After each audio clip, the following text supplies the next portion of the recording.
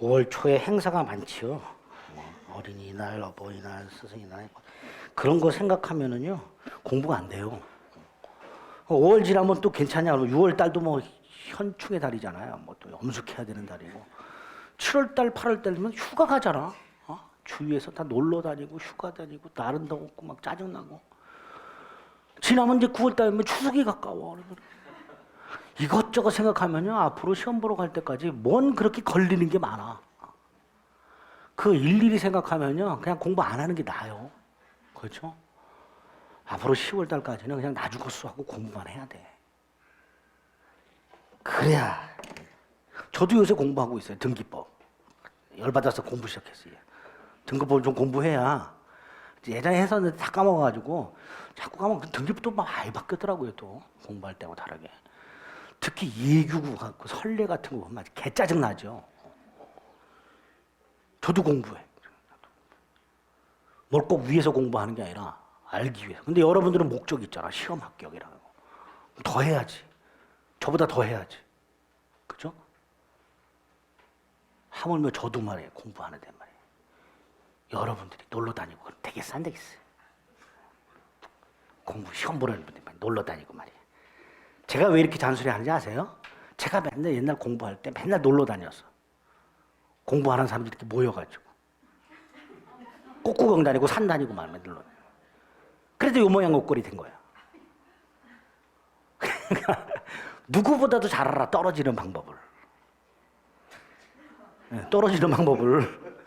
그러니까 그거 하는 거 이렇게 제가 했던 거대로 하고 있는 분들 보면 열화가 치밀어, 불화가 치밀어. 옛날 생각이 나서 못하게 막는 거예요. 하지 말라고. 5, 6월 달 되면요 학원 오겠다고 가방 싸들고 나와서 다른 걸로 가는 분들 많아. 괜히 마음이 싱숭해서 아유 내가 오늘 학원 가서 공부하느니 차라리 바람 한번 쐬보겠다고 공부하기 머리도 아프고 그러니까 놀러 다니고 빠나요 나중에 보면. 그러면 안 되지. 그러면 안 되지. 과학자같이 해주셔야죠. 정신 바짝 차리세요. 네. 힘을 내자. 자, 258페이지 지상권이 나왔습니다. 자, 용익물권이라고 해서요. 타인의 부동산을 일정 기간 사용 수익하는 권리를 말하죠. 지상권, 지역권, 전세권 세 가지가 있고요. 그중에 지상권과 지역권은 타인 토지를 객체로 하고요. 전세권은 타인 토지 또는 건물을 객체로 합니다. 자, 먼저 지상권. 뭔지는 알아야 되죠. 어떤 특징이 있는지 알아야 되겠죠. 두 번째, 이 지상권 어떻게 취득하는가? 성립이 나오겠죠. 두 가지 방법이 있죠. 법률 행위와 법률 규정이죠. 이 법률 행위는 뭘 말할까요? 설정 계약, 지상권 설정 계약, 법률 규정, 상속 등의 한계 있을 수 있죠. 그죠? 187조 상속 등을 통해서 취득하는 경우가 있을 수 있을 것이고, 그 다음에 명문 규정에 한게 있어요. 법정지상권이라고. 그 다음에 관습법에 의한 게 있죠. 두 가지가 있죠. 분묘기지권하고요. 관습법상 법정지상권하고요. 이런 게 있게 됩니다. 이게 당사자 계약이 아니라 법률 규정에 의해서 취득하는 지상권이 됩니다. 이런 게 있겠죠. 그 다음에 이렇게 타인 물건을 사용 수익하는 경우에는 그 사용 수익 기간이 나와요. 그죠? 천년 만년은 아닐 거 아닙니까? 계약 기간이 있을 거예요. 언제부터 언제까지 사용하냐. 그걸 존속 기간이라고 해요. 그리고 기간이 끝나면 뭐가 나와요? 재계약이 나오겠죠. 존속계약 및 갱신. 이게 어떤 식으로 규정이 되어 있는가를 확인할 필요가 있게 됩니다. 네 번째, 이렇게 취득한 지상권의 효력이 나올 것이고요. 마지막으로 지상권의 소멸이 나오겠죠. 지상권을 취득했고요. 그 취득한 지상권을 가지고 무엇을 할 수 있으며 궁극적으로 지상권을 소멸하게 되겠죠. 소멸은 소멸 사유와 소멸의 효과가 나오겠죠. 소멸 사유와 소멸의 효과. 그리고 요 두 놈 플러스 구분지상권이라고 특수지상권이라고 합니다. 세 가지가 나옵니다. 구분지상권이 나오고요. 나머지 두 개가 바로 요거죠.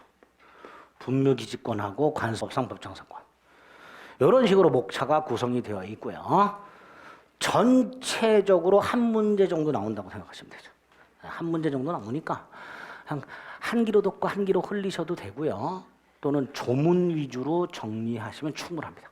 조문 위주로. 특히 법정상권 및 관습법상 법정권 판례가 많은데요. 이 판례 중에서도 핵심적인 거 몇 가지만 체크하시고 나머지는 문제풀이 가서 정리하셔도 충분합니다. 법정상권은 너무 스트레스 받지 마세요. 자, 258페이지 지상권의 뜻이 나와 있습니다. 타인 소유 토지에 건물, 공작물, 수목 세 가지 싸잡아서 지상물이라고 부르죠. 지상물을 소유하기 위해서 그 타인 소유 토지를 사용 수익할 수 있는 권리를 지상권이 한다. 특징, 타인 토지에 대한 권리죠. 내 땅이 아니라. 두 번째, 지상물 소유하기 위해서 타인 토지를 사용하는 거죠. 그 말은 현재 내가 건물이 없어. 건물을 소유하려고 땅을 파고 있어. 이것도 지상권의 내용이 되는 거예요. 그렇다면 지상물이 없어도 지상권은 성립할 수 있게 되겠죠. 경작 대상이 되는 식물, 즉 농작물 소유는 제외되죠. 농작물은 건물이나 공작물이나 수목이라고 할 수가 없으니까. 3번 상린관계 준용이 되고 2번 지상물이 없어도 지상권은 성립하고 양가로 3번 지상권과 지상물에 관한 권리는 별개의 권리죠. 자, 갑소의 땅에 우리 지상권을 갖고 있어요. 그리고 우리 건물을 소유하고 있어요. 요때요 지상권과 지상물에 관한 권리 별개의 권리죠. 별개의 권리. 따라서 관련 판례. 지상권자는 지상권을 그대로 둔 채 지상물 소유권만 팔아먹을 수도 있고 지상물 소유권은 그대로 둔 채 지상권만 팔아먹을 수도 있고 그 결과 지상권자와 지상물 소유자가 반드시 일치해야 되는 것은 아니고 이렇게 되죠. 우리 건물만 팔아먹을 수도 있고 지상권만 팔아먹을 수도 있단 말이죠. 다만 이 건물 소유권과 지상권의 관계 이게 목적이죠. 건물을 소유하기 위하여. 그죠? 그럼 이건 뭐가 돼요? 수단이 되죠. 한 사람이 두 개의 권리를 갖고 있는데 하나가 목적이고 하나가 수단의 관계가 있을 때 그 목적인 권리를 주된 권리, 수단인 권리를 종된 권리 이렇게 보죠. 저 자식 종자는 한자를 모르는구나. 아는데 귀찮아서. 주종. 자, 이 주종 권리는 어떤 관계가 있는가? 종된 권리는 주된 권리의 처분에 따른다. 절대적인 건 아니지만 원칙. 그 말은 아까 얘는 건물만 팔아먹을 수 있다 그랬죠. 여기서 건물만 팔아먹을 수는 있는데 건물만 판다 라고 약정을 하지 않는 한 건물 양도 속에 지상권 양도도 포함되는 걸로 본단 말이죠. 둘의 관계가 따로따로 팔아먹을 수 있긴 있는데 다만 이 두 개가 주종의 관계가 있기 때문에 지상물 양도 속에 특별한 사정이 없는 한, 즉 지상물만 양도한다는 특약이 없는 한 모두 포함된 걸로 지상권 양도도 포함되는 걸로 해석을 한단 말이죠. 그 의미를 좀 기억을 해두시기 바랍니다. 그 다음에 오른쪽 4번. 자, 지상권이라는 건 타인 토지를 사용 수익할 것을 목적으로 하죠. 그런데 우리 대법원에 의하면 담보 목적의 지상권도 가능하다. 갑소유 나대지를 담보로 돈을 빌려준 은행 저당권을 취득한 상태에서 갑이 건물을 지음으로써 땅의 담보 가치가 하락되는 걸 막기 위해서 뭐도 취득? 지상권도 취득. 요거를 담보 목적 지상권이라 합니다. 자, 이때 이 담보 목적 지상권은 땅을 사용 수익할 목적이 있다 없다? 없죠. 그죠? 자, 두 가지 기억합니다. 첫째, 갑이 돈을 갚아요. 저당권 소멸하죠? 지상권도 당연히 소멸. 또 하나, 제3자가 침해했어. 을에게 손해가 생겨요, 안 생겨요? 을에게 손해 생겨요, 안 생겨요? 안 생기죠. 을이 땅을 사용 수익할 목적이 있어요, 없어요? 없어요. 따라서 제3자가 침해했다 하더라도 을의 사용 수익이 침해된 게 아니야. 따라서 을은 제3자에 대해서 손해배상 따위를 청구할 수가 없게 됩니다. 이게 사용수익 목적이라면 제3자가 침해했을 때 지상권의 사용수익이 침해됐으니까 손해배상을 청구할 수 있겠지만 이 지상권은 사용수익 목적이 아니라 담보 목적이란 말이죠. 따라서 이 경우에는 손해배상 따위는 청구할 수가 없게 됩니다. 그게 양가로 4번이 됩니다. 두 가지 기억하시면 돼요. 4번 지료지급은 지상권의 요소가 아닙니다. 지상권은요 유상으로 할 수도 있고요 무상으로 할 수도 있습니다. 유상으로 할 수도 있고 무상으로 할 수도 있다. 5번 토지는 일필토지 전부 또는 일부여도 무방하다. 일부일 때는 도면 첨부해야 되겠죠, 그죠? 등기할 때 어쨌든 일필토지 전부 또는 일부여도 무방하다. 그런 것들이 지상권의 특징이다라고 생각하시면 돼요. 자, 3번 지상권 어떻게 취득하는가? 둘 중에 하나 법률행위나 법률 규정을 통해서 취득하게 될 텐데요. 법률행위한 취득이 뭐예요? 계약이죠. 지상권 설정 계약. 근데 이것만 갖고는 안 되죠. 등기까지 해야 되죠. 지상권 설정 계약 및 등기. 반면에 법률행위에 의하지 않는 경우 뭐 상속을 받았다든가 그죠? 이땐 등기 당연히 필요가 없지요. 그 다음에 한 장을 넘기면 법정상권이 나왔습니다. 자, 법정상권은 두 종류가 있어요. 법에서 정한 게 있고요. 관습법에 의해서 인정되는 게 있다 그랬어요. 그 중에 이 법에서 인정한 거 있는 거 이거. 법정상권. 크게 두 덩어리가 있죠. 민법에 있는 게 있고 특별법에 있는 게 있죠. 특별법은 두 개, 임목에 관한 법률과 가등기 담보 등에 관한 법률이 있습니다. 자, 근데 임목에 관한 법률이나 가등기 담보 등에 관한 법률은 신경 쓰지 마시고 민법에 있는 거 두 개. 305조하고 366조 두 가지. 자, 이 법정상권이나 관습법상 법정상권은 공통점이 있어요. 첫째가 토지와 건물이 존재해야 되고요. 두 개가 소유자가 동일해야 돼요. 출발점이 그거예요. 토지와 건물이 존재하고 소유자가 동일. 거기서 출발을 합니다. 그리고 그 이유가 조금씩 달라져요. 먼저 305조는 토지와 건물이 존재하고 소유자가 동일해요. 자, 이 상태에서 이 첫 번째 시작이 토지 건물 존재 소유자 동일 여기서 시작을 합니다. 건물의 전세권이 설정이 돼요. 그럼 얘 뭐라고 불러야 돼요?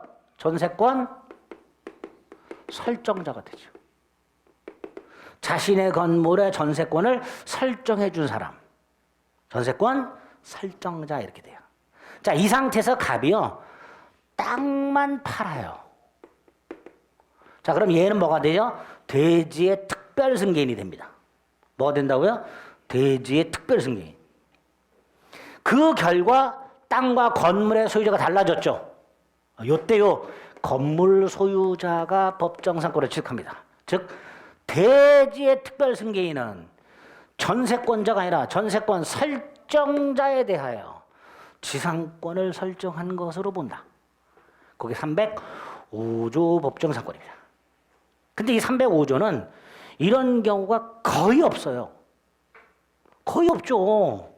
갑이 요 상황에서 왜 땅만 팔아? 반면에 병이 왜 땅만 사? 그렇죠? 거의 없어요. 판례도 없어요. 그냥 조문만 기억하시면 돼요. 뭐를 기억해야 돼요? 누가 지상권을 취득하는가? 전세권자가 아니라 전세권 설정자, 즉 건물 소유자가 취득한다는 거. 그거 조심하시면 됩니다. 반면에 366조는 판례가 많아요. 역시 갑소유 땅, 갑소유 건물이 있어요. 토지와 건물이 존재하고 소유자가 동일해요. 이 상태에서 저당권이 설정이 돼요. 토지 또는 건물 어느 한쪽 또는 양쪽에. 다시 말해서 저당권이 설정이 될 당시에 건물이 존재하고 있어야 되고요. 소유자가 동일해야 돼요. 저당권이 설정이 될 때. 그 상태에서 이 저당권이 실행이 돼서 그 결과 토지와 건물의 소유자가 달라져야 돼요. 이럴 때 건물 소유자가 지상권을 취득하도록 하고 있습니다. 이게 366조 법정지상권입니다. 조문이 이렇게 돼 있죠. 저당물의 경매로 인하여 토지와 지상 건물이 다른 소유자에게 속한 경우에 토지 소유자는 건물 소유자에 대해서 지상권을 설정한 것으로 본다. 그죠? 그리고 305조나 366조는 공통적으로 유상이죠. 지료에 대한 규정이 있어요. 지료 지급해라. 당사자 협의로 정해라. 협의가 안 되면 법원에 청구한다. 법원에. 지료는 당사자 청구해서 법원이 정한다라고 되어 있습니다. 협의로 정하되 협의가 안 되면 법원에 청구하여 법원이 지류를 정해주게 됩니다. 즉 법정 지상권은 유상입니다. 아까 원칙적으로 지상권은 유상이든 무상이든 불문한다 그랬죠. 그러나 법정 지상권만은 유상이다 라고 생각하십니다. 토지 소유자 입장에서는 뒤통수 맞는 거잖아요. 그죠? 자기가 지상권을 설정해 주지도 않았는데 법에서 지상권이 인정이 되니까 토지 소유자 입장에서는 땅을 사용수익을 못하는 불이익이 생기단 말이죠. 따라서 유상으로 규정을 해놨습니다. 자, 이렇게 두 가지 법정 사건이다. 어떤 경우인지 정확하게 숙지해 두셔야 돼요. 특히 366조는 요건을 정확하게 기억을 해 두셔야 나중에 판례 몇 가지를 이해하실 수 있게 됩니다. 자, 세 번째 존속기한 및 갱신이 나왔는데요. 존속기간은 계약기간을 말하는 거죠. 계약기간은 당사자가 알아서 정하면 되죠. 그런데 우리 민법은 이 존속기한을 두 가지 방법으로 규제를 합니다. 하나가 최장기간을 규제, 또 하나가 최단 존속기간을 규제. 최장은 규정 형식이 몇 년을 넘지 못한다. 이렇게. 이게 최장. 몇 년을 넘지 못한다. 10년을 넘지 못한다. 넘으면 단축한다. 넘지 못하고 넘으면 무효가 아니라 단축해버려요. 이게 최장기간입니다. 나중에 전세권 가면 나와요. 전세권의 존속기간은 10년을 넘지 못한다. 넘으면 단축한다. 따라서 당사자가 전세권 계약기간을 15년으로 정하면 10년으로 단축시켜버립니다. 법에서. 이걸 최장 존속기간이라 그래요. 반면에 최단은 몇 년보다 단축을 못해요. 짧게 못해요. 지상권 같은 경우 30년보다 단축을 못해요. 따라서 만약에 이거보다 단축을 시키면 그만큼 연장을 해버립니다. 지상권, 건물 소유 목적, 수목 소유 목적 지상권을 20년으로 정했다 30년으로 연장을 시켜버립니다. 이런 걸 최단 존속기간이라고 불러요. 결과적으로 최장 존속기간은요, 기간을 제한하는 거예요, 법에서. 반면에 최단은 기간을 보장해 주는 거예요. 즉 존속기간은 대원칙이 당사자가 알아서 정할 수 있어요. 다만 우리 민법은 존속기간을 제한 또는 보장하기 위해서 최장 존속기간이나 최단 존속기간을 규정하고 있게 됩니다. 두 번째, 당사자가 기간을 약정하지 않은 경우, 기간 약정 안 할 수도 있죠. 그죠? 계약을 하면서 계약 기간을 정하지 않는 경우가 있을 수 있어요. 그럼 두 갈래로 가요. 하나는 법에서 기간을 정해주는 경우, 당사자가 기간을 정하지 않아도 법에서 기간을 정해주는 경우. 또 하나는 그냥 언제든지 소멸시키는 경우.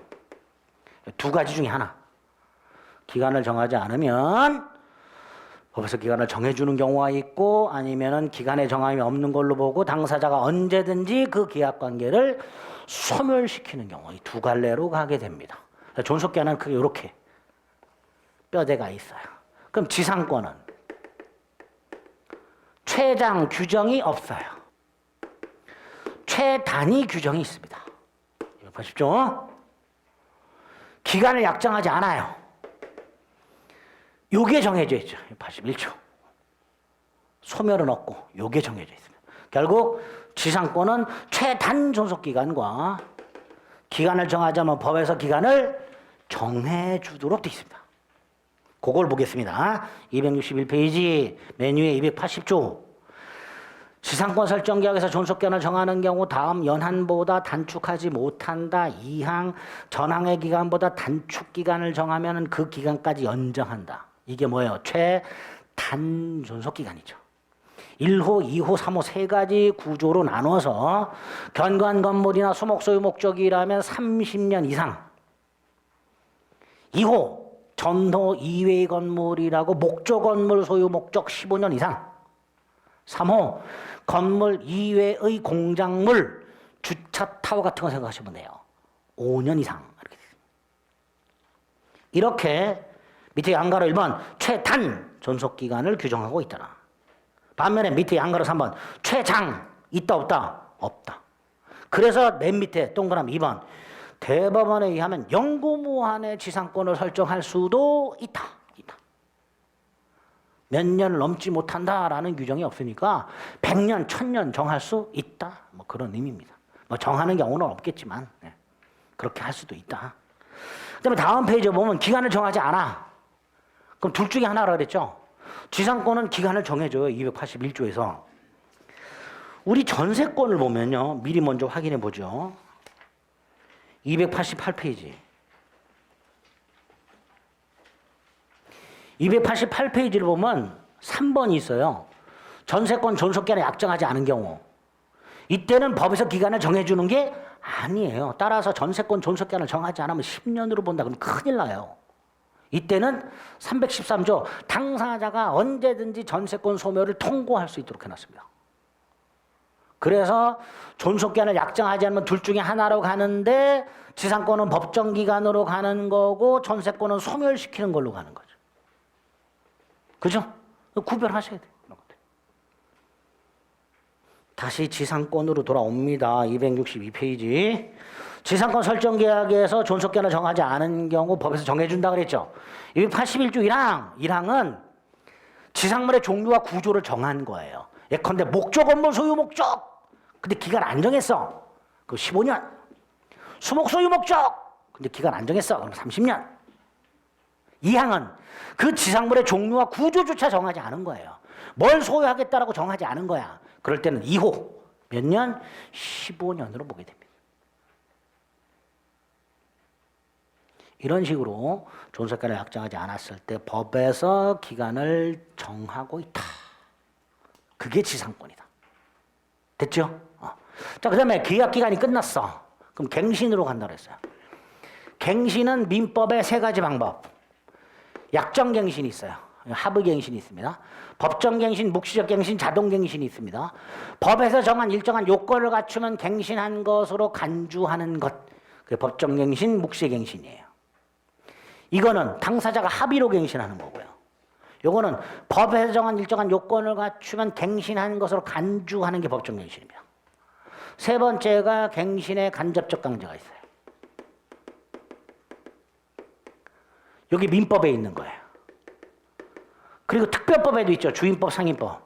여기 뭐가 있어요? 갱신 요구권에 의한 갱신이죠. 그죠?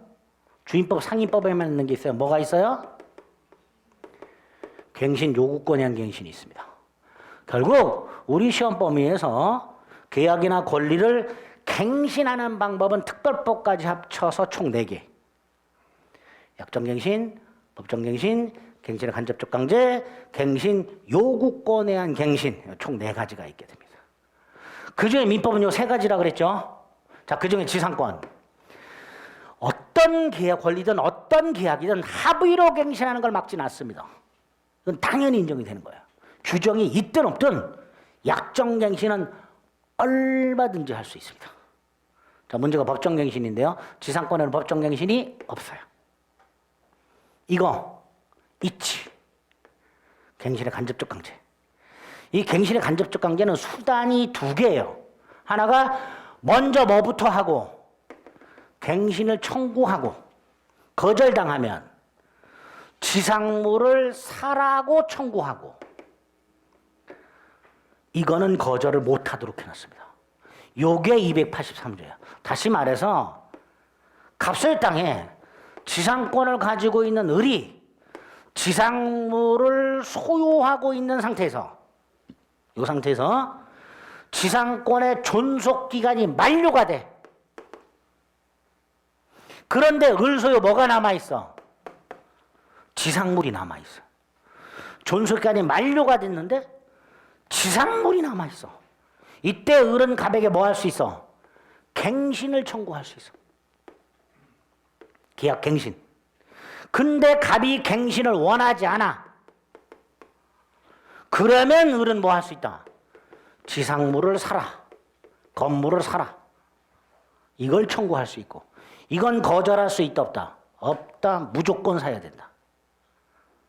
따라서 갑의 입장에서는 이런 요건 하에 갱신 청구를 받으면 심리적으로 압박을 느끼겠죠. 그래서 갱신의 간접적 강제 또는 갱신의 심리적 강제, 이렇게 부르는 겁니다. 자, 밑에 보면 계약의 갱신이 있죠. 약정 갱신이 있고요. 법정 갱신은 없고요. 갱신의 간접적 강제라고 283조가 있고요. 1항이 갱신 청구이고요. 자, 요건이 뭐예요? 지상권이 소멸이라고 돼 있죠. 그죠? 이 소멸을 존속기간 만료로 소멸한 경우만을 의미합니다. 존속기간 만료로 소멸. 지상물이 현존할 때 갱신 청구할 수 있고. 2항. 지상권 설정자가 즉 토지 소유자가 갱신을 원하지 아니하는 경우 즉 갱신을 거절하는 경우에는 지상물 매수를 청구할 수 있다. 오른쪽 동그라미 1번의 기억 니은 갱신 청구는 청구권이죠. 따라서 거절할 수 있지요. 그러나 동그라미 2번 매수 청구한 니은 형성권입니다. 거절 못합니다. 우리 이거 임대차에서 봤었죠? 토지 임대차 요거를 준용하도록 하고 있죠. 643조에서 283조를 준용하도록 하고 있었어요. 그거 이렇게 갱신의 간접적 강제가 있을 수 있다. 자, 지상권의 효력이 나왔죠. 자, 가장 기본이 되는 효력이 뭐예요? 토지 사용 수익. 그죠? 타인 토지를 사용 수익할 수 있다. 그다음에 양가로 2번. 우리 임대차의 경우에는요. 목적물에 대한 현상 유지 수선 의무가 임대인한테 있었죠. 반면에 용익물권은요. 용익물권자 스스로 현상 유지 수선을 해야 돼요. 다시 말해서 이 설정자는 가만히 있으면 돼. 얘의 지상권 행사를 방해만 안 하면 됩니다. 이거를 소극적 인용 의무라고 해요. 임대인은 적극적 현상 유지 수선 의무가 있는 반면에 용익물권의 경우에는 그 설정자는 지상권 설정자는 소극적 인용 의무만 있다. 그게 양가로 2번이죠. 토지 소유자는 임대인 관한과는 달리 토지를 사용 수익에 적합한 상태로 유지할 의무는 없고 지상권자가 토지를 사용 수익하는 것을 방해만 안 하면 된다. 그걸 소극적 인용 의무로 한다. 이게 비용으로 가면 필요비를 지상권자가 부담해야 된다로 연결이 되는 거예요. 지상권자가 현상 유지 수선 의무가 있으니까 필요비를 당연히 누가 부담해야 돼요? 지상권자가 부담하는 거예요. 결과적으로 지상권자는 필요비 상한 청구권이 없게 됩니다. 그렇게 연결이 됩니다. 그 양가로 2번 상린관계 준용이 될 것이고요. 땅을 사용하려면 점유해야 되니까 점유권 인정이 될 것이고요. 당연히 물권적 청구권도 인정이 되겠죠. 그죠? 기본이 되는 효력입니다.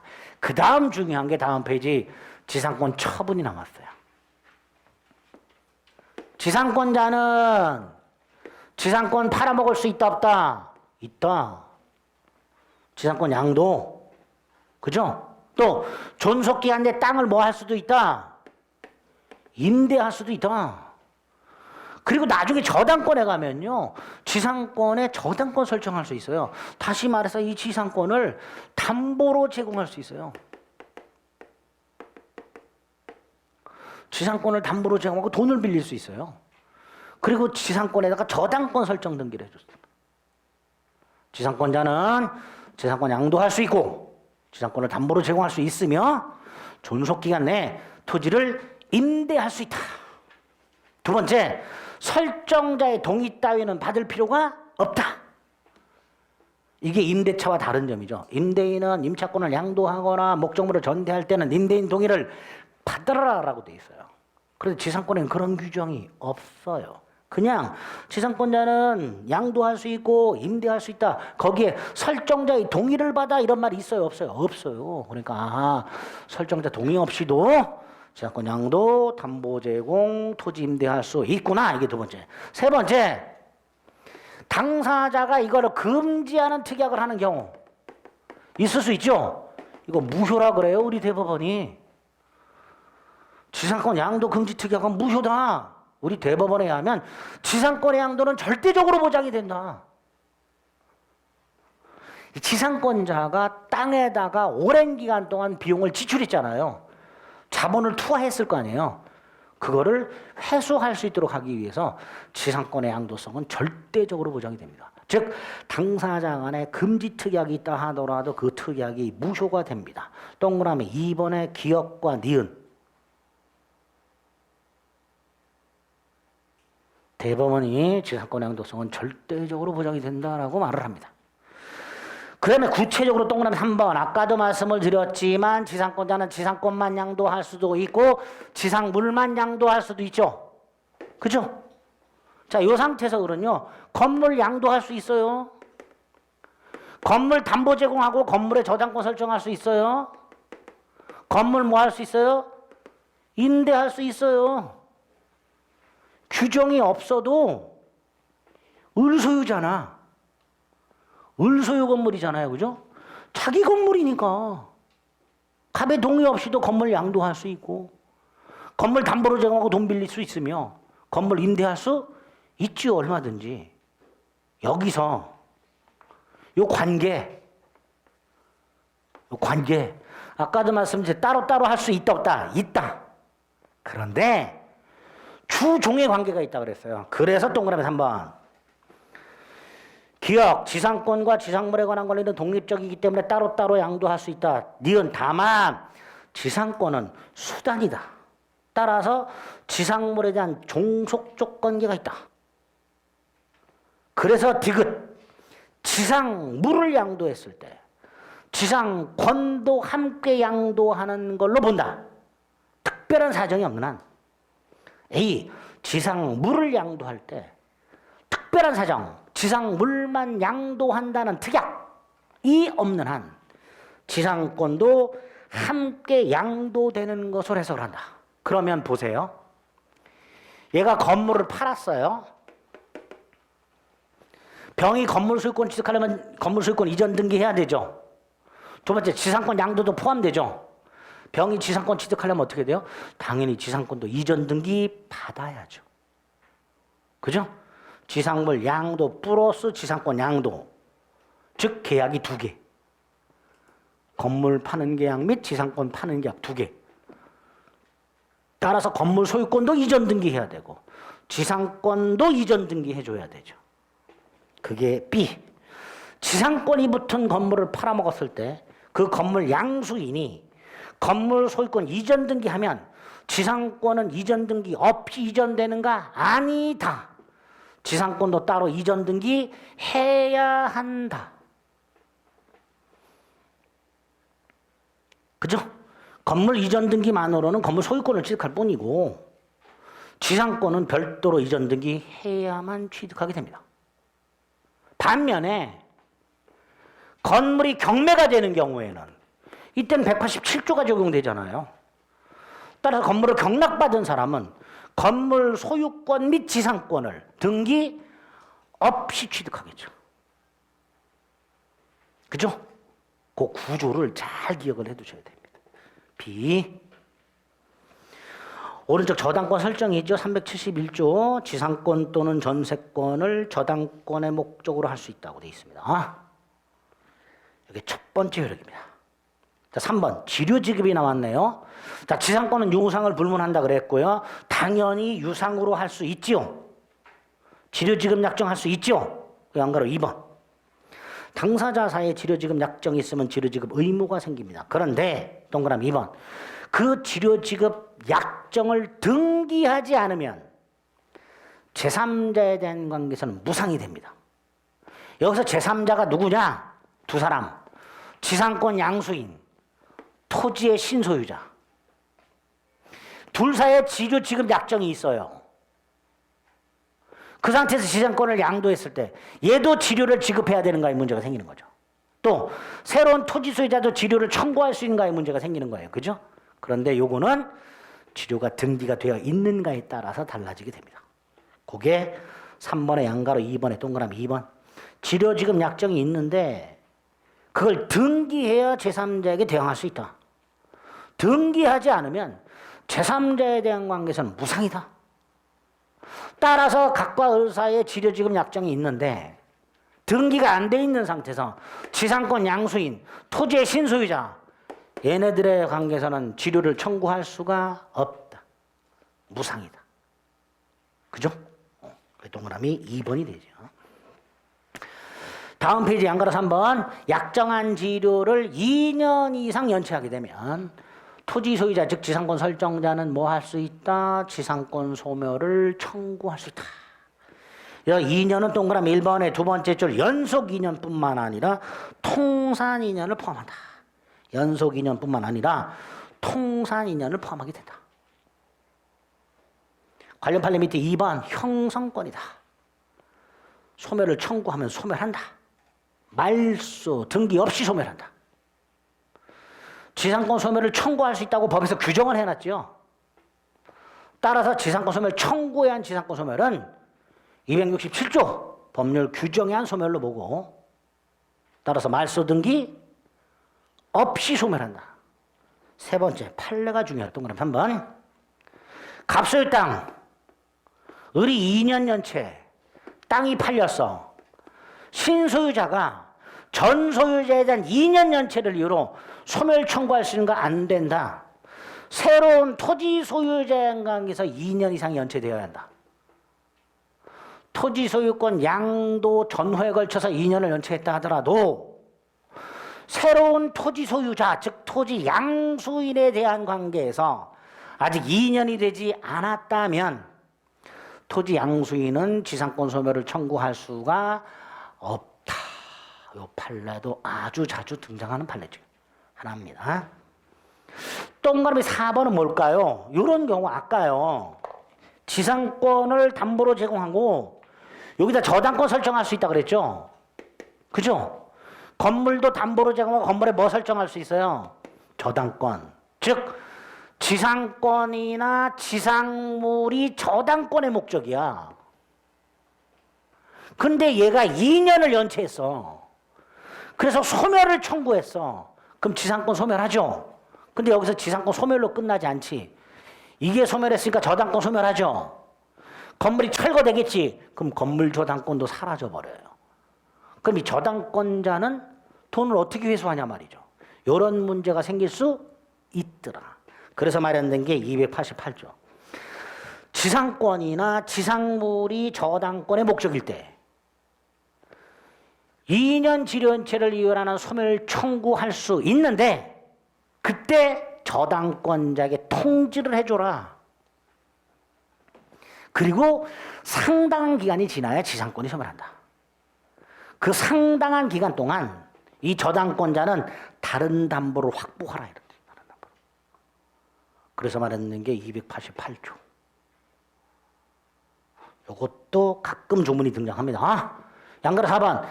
애초에 약정했던 지료가 경제사정의 변동으로 상당하지 않게 됐다. 땅값의 폭등 또는 폭락, 세금 부담의 가중 등으로 인하여 지료가 너무 저렴해지거나 너무 비싸진 경우 각 당사자는 뭐 할 수 있다?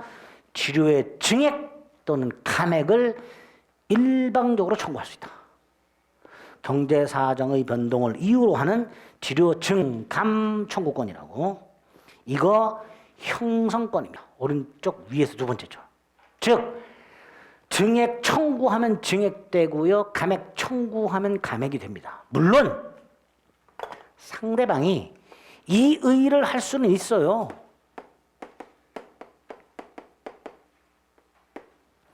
증감 청구해서 상대방이 이의를 해. 그럼 뭘로 가요? 재판으로 갈 수밖에 없죠. 그죠? 재판으로 가서 판결이 나와요. 무슨 판결?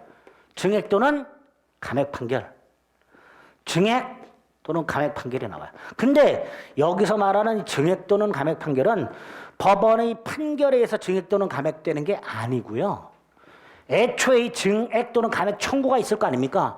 이 증액 청구나 감액 청구가 정당하다라는 판결이에요. 증액 또는 감액 판결은 그 판결 자체로 증액 또는 감액되는 게 아니라 애초에 증액 또는 감액 청구가 정당하다는 판결이에요. 따라서 이 판결의 효과는 소급을 합니다. 판결 효과는 어떻게 된다고요? 소급을 해요. 다시 말해서 판결이 확정된 때부터 증액 또는 감액되는 게 아니라 청구시로 소급해서 증액 또는 감액이 됩니다. 이거 어디서 의미가 있을까요? 2년 연체를 이유로 하는 지상권 소멸 청구. 확정 후 2년 연체가 아니라 확정 전후에 걸쳐서 2년 연체 여부를 판단하게 됩니다. 오른쪽 동그라미 2번. 증액 또는 감액을 청구한 때 소급해서 증액 또는 감액의 효력이 발생합니다.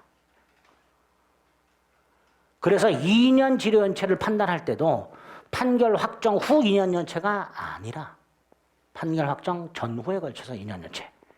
이렇게 판단하게 됩니다. 비슷한 게 나중에 법정상권에도 또 나오죠. 자, 여기까지가 지상권의 효력. 별거 없죠? 라고 생각하자. 간단하게 이렇게. 자, 그 다음에 6번에 지상권 소멸이 나왔고요. 소멸은 소멸의 효과와, 소멸의 사유와 소멸의 효과인데, 소멸 사유는 지상권 특유의 소멸 사유, 뭐가 있었죠? 2년 지료연체를 이용한 지상권 소멸. 나머지는 읽어보시면 충분하고요. 지상권 소멸 사유는, 존속기간 만료로 소멸하는구나. 목적물 멸실로 소멸하는구나. 지상권자가 지상권을 포기할 수도 있구나. 근데 지상권을 포기하려고 봤더니 지상권이 저당권의 목적이네? 당연히 저당권자 동의를 받아야 되겠죠. 그죠? 그리고 2년 지료 연체를 이유로 하는 지상권 소멸 청구에 의한 소멸. 이게 이제 지상권 특유의 소멸 사유가 되겠죠. 자, 소멸합니다. 어떤 효과가 생기는가? 당연히 지상권자는 토지를 돌려줘야 되는데요. 이때 현상 그대로 돌려주는 게 아니라 원상에 복구하여 돌려주도록 하고 있습니다. 그래서 다음 페이지에 보면 285조 1항 지상권이 소멸하면 지상권자는 지상물을 수거하여 원상에 회복해야 된다. 현상 그대로 반환하는 게 아니라 원상 회복 의무가 있구나. 즉 지상물을 철거해야 되는구나. 그죠? 이걸 지상권자의 지상물 수거권 수거 의무 이렇게 불러요. 근데 이때 토지 소유자가, 즉 지상권 설정자가 야, 건물 팔어. 지상물 매수를 청구할 수 있게 해놨습니다. 이 항에 보면 지상권 설정자가, 즉 토지 소유자가 상당한 가격을 제공하고 지상물 매수를 청구하면 지상권자는 정당한 이유 없이 거절하지 못한다. 이렇게 돼 있어요. 조문을 잘 보면 정당한 이유가 있으면 거절할 수 있을 것 같죠? 근데 정당한 이유가 없어요. 아무리 생각을 해도 정당한 이유라는 게 없어요. 따라서 그냥 거절하지 못한다. 이렇게 되는 거예요. 뭔 정당한 이유가 있을까? 나는 그냥 철거하고 싶어. 이게 정당한 이유일까? 나는 땅이 깨끗해지는 걸 보고 싶어. 이게 정당한 이유가 없잖아요. 그래서 이것도 형성권으로 해석을 합니다. 자, 그러면 지상권에는 지상물 매수 청구권이 두 개가 있죠. 앞에서 봤던 지상권자의 지상물 매수 청구권이 있었고요. 지금 본 지상권 설정자의 지상물 매수 청구권이 있습니다. 두 개 구별할 수 있어야 되죠. 첫째, 의미가 다르죠. 지상권자는 뭐예요? 사라. 설정자는 팔아라. 한자가 달라요. 똑같은 매수지만 그 매자가 한자가 달라요. 지상권자는 사라 청구권이고요. 설정자는 팔아라 청구권입니다. 두 번째, 지상권자는 존속기간 만료로 소멸해야 돼. 그리고 먼저 갱신을 청구했는데 거절당해야 돼. 하지만 지상권 설정자는 그런 거 따지지 않아. 지상권 소멸 사유가 무엇인지 따지지 않아. 갱신 청구 이런 거 필요 없어. 그냥 팔아라. 청구할 수 있습니다. 다르죠? 물론 공통점은 뭐예요? 형성권. 팔아라 그럼 팔아야 되고 사라 그러면 사야 되고. 그런 차이가 있을 수 있다.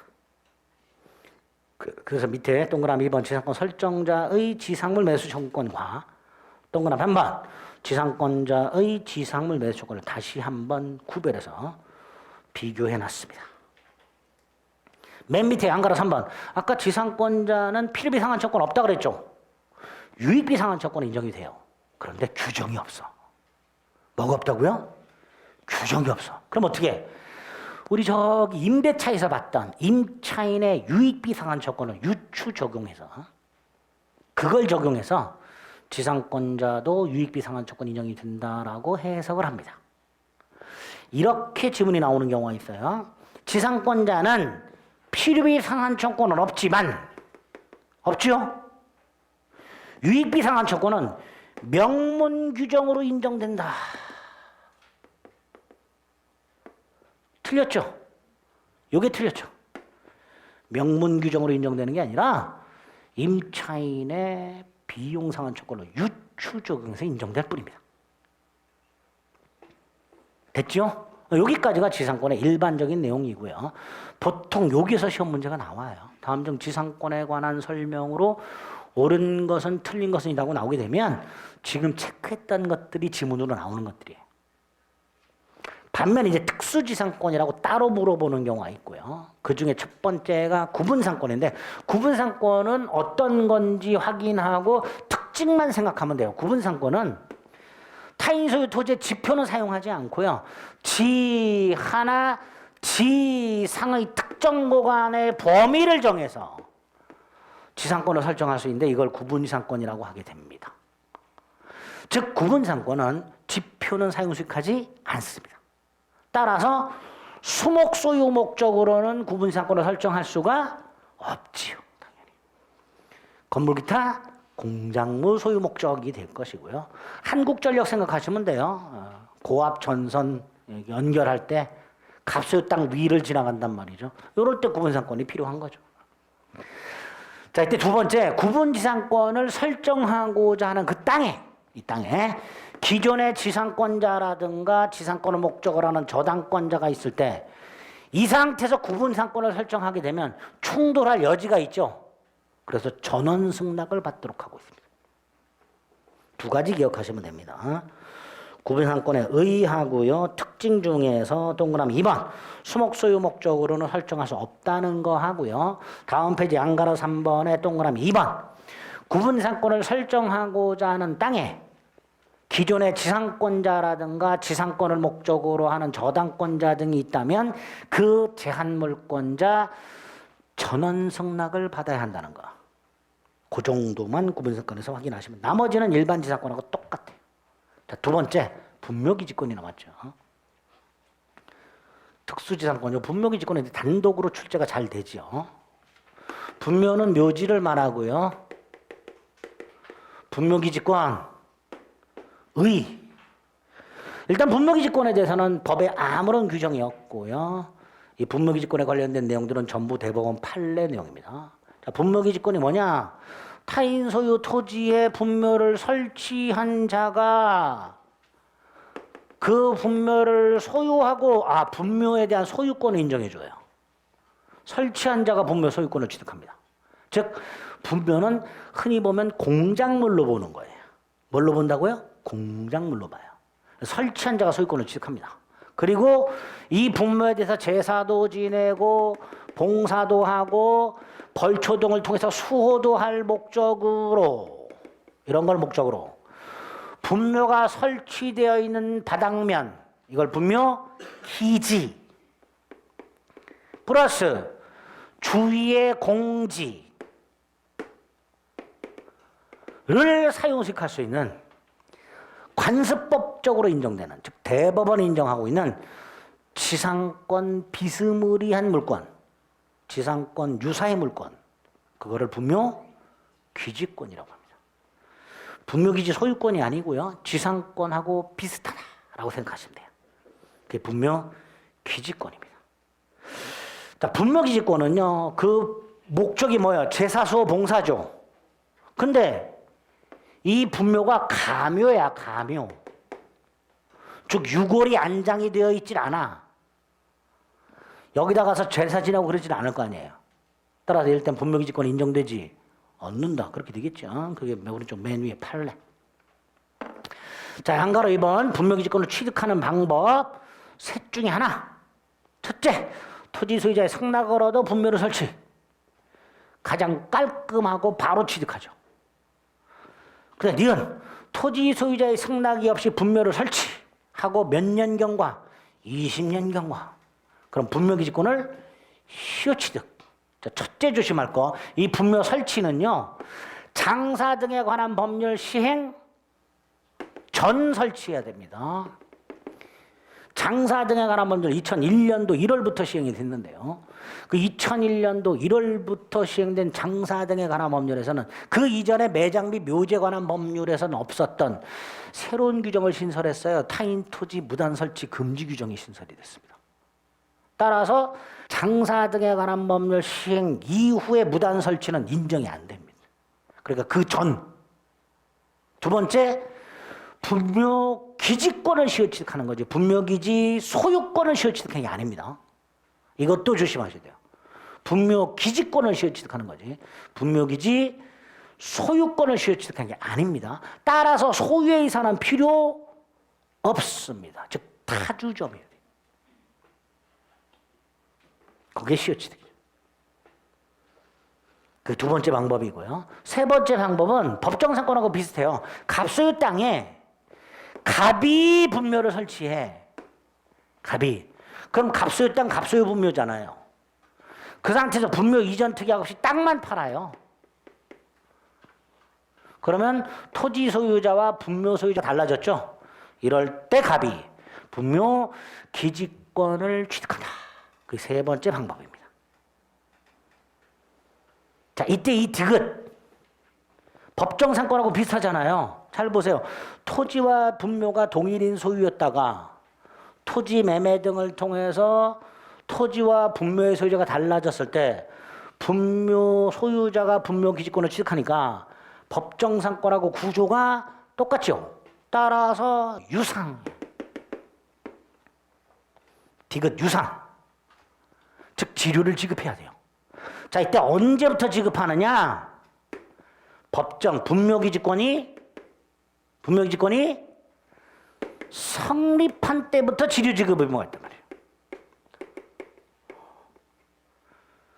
세 번째 방법, 자신 땅에 분묘를 설치하고 분묘 이전 특약 없이 토지를 팔았을 때 분묘기지권을 취득하되 지료를 지급해야 된다. 언제부터? 분묘 기지권이 성립한 때부터. 문제는 지료액이 아직 안 정해졌어요. 지료를 지급하게 해야 되는데 얼마를 지급할지가 아직 정해지지 않았어요. 그럼 어떻게 정할까요? 나중에 둘이 만나서 갑하고 을이 만나갖고 협의로 정하거나, 그죠? 협의가 안 되면 재판을 통해서 정해지겠지. 그죠? 그럼 어떤 문제가 생겨요? 지료액을 협의나 재판을 통해서 결정이 되기 전에는 지료는 지급할 의무가 있지만 얼마를 지급할지 정해지지 않았으니까 지급할 수가 없지요.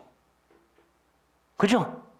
따라서 지료 연체라는 게 있을 수 없습니다. 결정되기 전에는 지료 연체라는 게 있을 수가 없어요.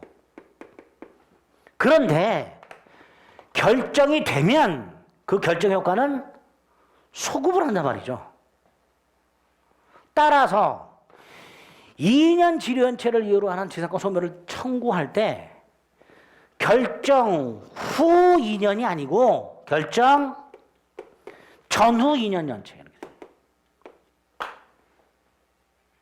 그래서 지료가 결정이 되면 상당한 기간 내 지료, 그동안에 밀린 걸 지급을 해야 되고, 그걸 지급하지 않은 상태에서 전후 2년 이상 연체했다면 토지 소유자는 분묘 기지권의 소멸을 청구할 수 있다. 그게 판례죠. 관련 판례 있죠? 지체된 지료가 판결 확정 후 2년이 아니라 판결 확정 전후에 걸쳐 2년분 이상이 되면 분묘기지권의 소멸을 청구할 수 있다. 그죠? 공시방법 필요 없습니다. 자, 등기 따위 필요 없고요. 봉분의 형태가 공시방법입니다. 뭐가 공시방법이라고요? 봉분의 형태. 그럼 봉분의 형태가 없는 거 평장, 암장, 자연장, 수목장. 봉분이 없죠? 당연히 분묘기지권을 취득할 수가 없게 됩니다. 봉분의 형태가 공시방법이다. 다음 페이지 분묘기지권은 누구에게 귀속되는가? 원칙이 종손. 원칙이 누구? 종손. 단 종중이 분묘를 관리해왔다면 예외적으로 종중에게 귀속. 내용, 범위, 관련 판례 1번, 주위의 공지까지. 어느 정도냐? 3번에 보면 장사 등에 관한 법률의 분묘 일기 면적을 제한하고 있죠. 근데 그 면적은 요 기지 면적 제한이에요. 요거. 근데 분묘기지권은 주위의 공지까지죠. 더 넓겠지. 따라 3번. 예전에 매장 및 묘지에 관한 법률, 현재 장사 등에 관한 법률의 분묘 점유 면적을 제한하고 있다 하더라도 분묘기지권의 범위가 그 제한 면적 범위 내로 한정되지 않는다. 그보다 더 넓을 수 있다. 그리고 2번. 분묘기지권의 효력이 미치는 범위. 우리 하늘에서 보면 이렇게 되어 있겠죠. 그죠? 이게 분묘기지권 효력이 미치는 범위라고 보면 됩니다. 이 분묘기지권 효력이 미치는 범위 내에서 새로운 묘지를 신설할 권능은 없다. 기존 묘와 합장하여 단분 형태로 신설을 하거나 또는 옆에 쌍분 형태로 신설하는 등 새로운 묘지를 신설할 권능은 없다. 없다. 그 2번. 동그라미 2번 지료지급이라고 나왔어요. 아까 요 경우에는 지료 지급해야 된다 그랬죠. 두 번째 시효취득도 지료를 지급해야 돼요. 다만 아까 요 경우에는 분묘기지권이 성립한 때부터 지료 지급 의무가 있었죠. 근데 시효취득은 달라요. 시효취득 언제부터? 토지 소유자가 지료를 청구한 때부터. 조금 다르죠? 지료 지급과 관련해서 기억. 타인 토지에 분묘를 설치하고 20년이 경과하면 분묘기지권을 시효취득하게 되는데 이때도 지료를 지급해야 되는데 언제부터? 토지 소유자가 지료를 청구한 때부터 지료를 지급하라. 반면에 니은 이거는 언제부터? 분묘기지권이 성립한 때부터. 구별되세요? 네, 판례가 그렇게 얘기하고 있습니다. 3번 존속기간은 민법상 존속기한을 적용하면 5년이에요. 아까 말씀드린 공작물이라고 그랬잖아요. 그죠? 그런데 민법상 지상권 존속기한의 규정을 적용하지 않고 대법원에 의하면 분묘에 대한 제사, 수호, 봉사가 계속하는 한 분묘기지권은 존속한다. 천년, 만년 이렇게 돼요. 그러니까 한 번 분묘기지권 인정되면 토지 소유자는 똥 밟은 거예요. 장사 등에 관한 문제 30년 지나면 퍼내도록 돼 있는데요. 임의 규정으로 봅니다. 분묘기지권은 천년 만년 존속할 수도 있습니다. 그러면 5번 언제 소멸하는가? 두 가지 중에 하나. 첫째, 봉분이 멸실된 경우. 아까 봉분이 공시방법이라고 그랬죠. 그렇게 봉분이 멸실되면 분묘기지권도 소멸해야지. 그런데 일시적 멸실인 경우가 있어요. 자연재해 등으로 봉분이 멸실이 되어 있고 옆에 유골이 존재하며 원상복구가 가능한 경우를 일시적 멸실을 하고 이때는 분묘기지권을 소멸하지 않는다라고 봅니다. 동그라미 2번 분묘기지권은 포기라고 돼 있죠. 그죠? 분묘기지권 포기는 뭘까요? 분묘에 대한 제사, 수호, 봉사를 장기간 방치. 그게 분묘기지권 포기예요. 그러면 그 봉분을 이전하지 않더라도 분묘기지의 점유를 상실하지 않더라도 분묘기지권은 소멸하기 때문에 토지 소유자는 분묘 이전을 청구할 수 있다. 이렇게 연결이 됩니다. 다 대법원 판례예요. 동그라미 2번에 분묘기지권 포기는요 법률 행위잖아요. 그죠? 따라서 원칙적으로 봉분을 이전해야 소멸할 것처럼 보이지만 판례는 아니랍니다. 분묘기지권을 포기하게 되면 점유 포기가 없어도 봉분이 여전히 있는 상태에서도 분묘기지권은 소멸하기 때문에 토지 소유자는 이장을 청구할 수 있게 됩니다. 분묘기지권 소멸과 관련 두 가지. 그 정도 확인하시면 돼요. 자, 마지막이 관습법상 법정사건이 나왔습니다. 아까 법정사건이 두 개가 있었죠. 305조와 366조. 그죠? 그 외에 관습법상 법정사건은 첫째, 토지와 건물이 존재하고 소유자가 동일한 상태에서 매매 등을 원인으로 매매, 증여, 뭐 교환 등등등을 원인으로 토지 소유자와 건물 소유자가 달라지게 되고 이 토지 소유자와 건물 소유자 사이에 관습법상 법정 지상권을 배제 또는 포기하는 특약이 없을 때 건물 소유자가 취득하는 지상권이 대법원이 인정하고 있는 관습법상 법정 지상권이 됩니다. 즉 관습법상 법정 지상권은 우리 대법원이 의의와 요건을 한 방에 설명하고 있어요. 우리 대법원이 토지와 건물이 존재하고 소유자가 동일한 상태에서 매매 등을 원인으로 하여 토지와 건물의 소유자가 달라지게 되고 토지 소유자와 건물 소유자 사이에 이 관습법상 법정권을 포기하는 특약이 없을 때 건물 소유자가 취득하는 대법원이 인정하고 있는 지상권이 관습법상 법정사건입니다. 즉 관습법상 법정사건은 포기할 수 있다 없다? 있어요. 포기 특약이 없을 때 지상권 인정되니까 포기 특약이 있으면 지상권 인정 안 되는 거예요. 반면에 아까 봤던 305조나 366조 법정사건은 강행 규정이에요. 이거 포기 못해요. 법에서 규정하고 있는 건 강행 규정으로 포기를 못하지만 대법원이 인정하고 있는 건 포기할 수 있다. 의 동그라미 1번, 2번. 자, 요건이 세 가지잖아요. 토지와 건물이 존재하고 소유자가 동일. 그죠? 이게 첫 번째 요건이죠. 자, 이때 이 토지와 건물이 처음부터 동일해야 되는 게 아닙니다. 이 건물이 처음에는 을소유였어요. 갑소유로 바뀌었어요. 다시 병소유로 바뀌어서 이때도 법정사건 인정이 돼요. 다시 말해서 토지와 건물이 원시적으로 동일할 필요가 없다. 판례에 의하면. 즉 매매 등 처분 사유가 있을 때 동일하면 된다. 매매 등 처분 사유가 있을 때 동일하면 된다.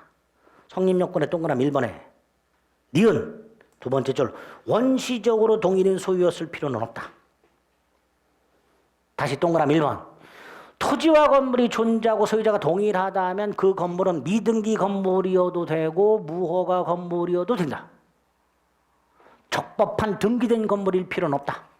첫 번째 요건에서 기억할게요. 두 가지입니다. 됐죠? 다음 페이지 판례 눈여겨보지 마시고요. 쭉 내려갑니다. 동그라미 2번. 매매 기타 원인을 통해서 토지와 건물의 소유자가 달라져야 돼요. 매매, 증여, 강제집행 등등등. 그런데 두 가지. 환매권 행사나 환지 처분을 통해서 토지와 건물의 소유자가 달라졌을 때는 법정사건을 인정하지 않습니다. 환지 처분을 통해서 또는 환매권 행사를 통해서. 환지 처분은 어디서 봐요? 부동산 공법에 나오죠? 그 환지 처분이나 환매권 행사를 통해서 토지와 건물의 소유가 달라졌을 때는 법정사건을 인정하지 않습니다. 판례가. 동그라미 2번 중에서 오른쪽 비읍 환지, 시옷 환매권 행사. 지금 체크해드리는 것만 보는 거예요. 다른 것도 나는 보고 싶은데 보세요. 말리질 않아. 그리고 괴로워하신다고 저한테 괴롭다고 하지 마세요. 전 분명히 체크만 해드립니다. 동그라미 한 번. 자, 마지막. 이거 포기 특약에 해당되는 게 두 개가 있어요. 하나가 건물 철거 특약이고요. 또 하나가 토지 임대차 계약이에요. 건물 철거 특약이나 토지 임대차 계약이 없어야 됩니다. 만약에 건물 철거 특약이 있거나 토지 임대차 계약이 있다면 관습법상 법정사건을 포기하는 특약으로 봅니다. 그래서 그 세 번째 요건에서는 두 가지. 건물 철거 특약이나 토지 임대차 계약이 없을 것. 자, 이런 요건을 갖추면 건물 소유자가 뭘 취득해요? 관습법상 법정상권. 등기해야 돼? 등기 필요 없어요? 등기 필요 없죠. 동그라미 4번. 등기를 요하지 않는다. 187조 본문. 다만 이 지상권을 처분하려면 그때는 지상권 등기를 하고 처분해야죠. 자, 내용에 대해서는 한 장을 넘깁니다. 지료지급 의무 보시고요. 유상이다. 아까도 말씀드렸듯이 관습법상 법사권이 성립하면 지료지급 의무가 생기고 나중에 지료액을 결정하게 되면 소급하고 분명 기지권에서 봤던 거하고 똑같습니다. 그리고 양가로 4번 사례 형태로 나오는데요. 요거 이해만 좀 해봅니다. 요거 때문에 달려온 거예요. 요거 때문에. 갑소유 땅, 갑소유 건물. 근데 갑이 을에게 건물을 팔아. 건물만 팔아. 그리고 건물 철거 특약이 없어. 그럼 을은 건물 소유권 취득하죠? 예? 그리고 뭐도 취득해요? 관습법상 법정 지상권도 취득하게 됩니다. 이렇게 법정 지상권이 성립이 된 상태에서 첫째, 땅 소유자가 바뀌었다. 이때 을은 새로운 토지 소유자에게 이 법정 지상권을 등기해야 주장할 수 있다. 등기 없이 주장할 수 있다. 등기 없이 주장할 수 있다. 아까 이 지상권은 언제 등기해야 돼요? 지상권을 처분할 때. 근데 이 지상권 처분이 아니라 땅이 팔렸잖아요. 그러니까 새로운 토지 소유자에게 지상권 등기하지 않아도 지상권 주장할 수 있다. 동그라미 1번. 예? 토지가 양도된 경우. 자, 2번은 건물을 판 경우. 자, 여기서 이제 아까 봤던 게 나와요. 특별한 사정이 없는 한 건물 양도 속에 뭐도 포함된다? 지상권 양도가 포함된다. 두 번째, 병은 건물 소유권 이전 등기해야 되고 지상권도 이전 등기해야 된다. 그죠? 건물 소유권만 이전 등기하면 건물 소유권만 취득한 거고 지상권은 여전히 누구한테? 을에게 유보되어 있다. 다만 병은 을에게 지상권 이전 등기를 청구할 수 있다. 그리고 을의 입장에서는 지상권을 처분해야 되니까 등기해야 되잖아요. 설정 등기 청구할 수 있게 되죠. 그럼 이렇게 되죠. 이전 등기 청구할 수 있죠. 설정 등기 청구할 수 있죠. 그럼 어떻게 할 수 있어요? 대위 청구할 수 있다. 병은 을을 대위하여 갑에게 설정 등기 및 이전 등기를 청구할 수 있다. 결국 얘는 등기 권리자죠. 얘는 등기 의무자죠. 지상권 등기 의무자가 장차 지상권을 취득할 권리자를 상대로 철거를 청구하는 것은 신의 측에 반한다. 그렇죠? 갑의 입장에서는 자기 땅의 지상권 설정 등기를 해줘야 되는 놈인데 현재 병이 아직 지상권자가 아니라는 이유로 지상권은 얘한테 있잖아요. 그죠? 철거를 청구하는 것은 신의 측에 반한다. 반면에 병은 아직 땅에 지상권 없지요. 없는 상태에서 건물을 소유하면서 땅을 사용하고 있죠. 그러니까 그 사용료만큼은 부당이득으로 반환해라. 이렇게 되겠죠. 여기서 조심할 거 지료를 지급하라가 아니에요. 얘는 아직 지상권이 없어요. 지료 상당액의 부당이득 반환 이렇게 되겠죠. 그게 동그라미 2번에 기억, 니은, 디귿에 있는 내용입니다. 마지막은 뭐예요? 건물이 경매된 경우. 아까 뭐라 그랬어요? 건물을 경락받은 사람은 건물 소유권 및 지상권을 등기 없이 취득하죠. 이렇게 법정 지상권이 성립한 이후에 토지 소유권이 양도된 경우, 건물이 양도된 경우, 건물이 경매가 된 경우 이런 식으로 나눠가지고 사례 형태로 출제가 됩니다. 제일 짜증나는 문제죠.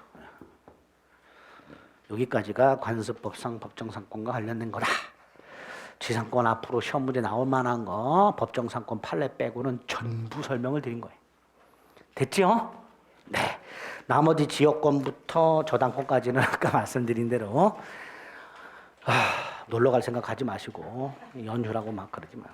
5월 6일 날 오후에 마무리를 좀 지어드리도록 하겠습니다. 됐죠? 네, 여기까지 하겠습니다. 수고하셨습니다.